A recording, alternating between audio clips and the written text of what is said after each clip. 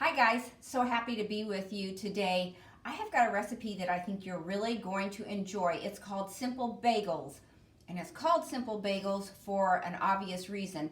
You will not believe how simple this is.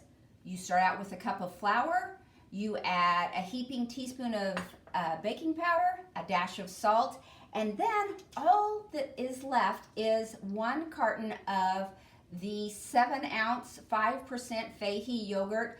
Now when it comes to the yogurt, some people use the 0% or there's a 2%. I like doing the 5% because I'm not adding any other fat to this recipe.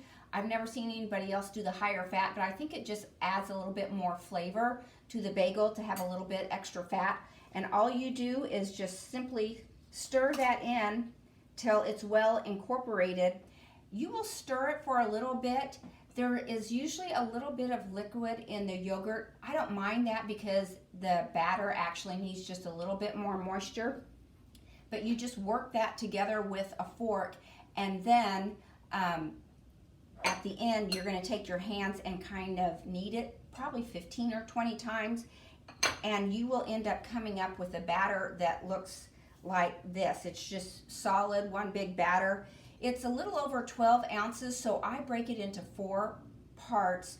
It's about 3 1/8 ounce each, and I actually weigh this out to make sure I've got my 3 1/8 ounce. You don't have to. I like to be accurate because I figure out all the calories for each one of those. And I don't normally bake with flour, but this is a very portion controlled recipe. I know that there are 24 net carbs in this, and so after I make my bagel, I won't add any more carbohydrates to it. If I add anything, it would be a protein or a fat. So once you get your bagel dough worked out, most people roll it into like a long rope and then make a circle and put the ends together. I actually don't do that, and here's why. They always end up coming apart. So I make a ball with mine, and these are not extraordinarily pretty, but they are efficient. And I just make a donut hole in the middle and try to work the dough so that it is nice enough. And then you put it on your plate, and then you have about a tablespoon of egg whites, and then you just brush the top with the egg whites. And then at that point, it is either ready to go in the oven, or here's what I've done. I've done 4 different types of bagels with this same recipe that I divided into 4. One is plain, one is sprinkled with the everything bagel seasonings. Love that so much.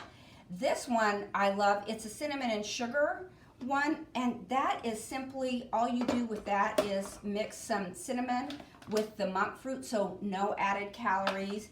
And then the one on the bottom, I chopped up like 3 different blackberries. It's about a 1/2 ounce of berries. You could use blueberries, raspberries. You could do anything you want if you wanted to add in a fruit one.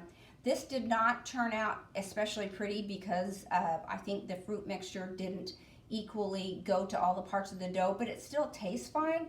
So if you want to experiment with different flavors, you can, or you can do them all plain and make egg sandwiches or a turkey sandwich, or eat it just plain with butter.